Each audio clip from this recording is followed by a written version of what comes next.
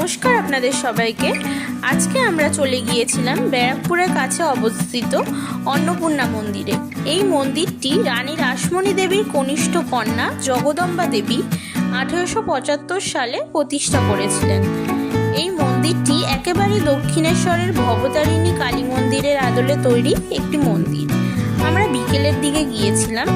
হালকা ঝিরিঝিরি একটু বৃষ্টি হচ্ছিল, তবে একটু পরেই মেঘ কেটে গিয়ে বৃষ্টি থেমে গিয়েছিল। আমরা সেখানে গিয়েই মন্দিরের বাইরে থেকে ডালা কিনে নিয়েছিলাম পুজোর জন্য। তারপর মন্দিরের ভেতরে গিয়ে মাকে পুজো দিলাম। পুজো দিয়ে মনটা খুবই ভালো লাগছিল। তারপর আমরা মন্দিরের আশপাশটা একটু ঘুরে দেখলাম এবং মন্দির চাতালে বসে একটু সময় কাটালাম।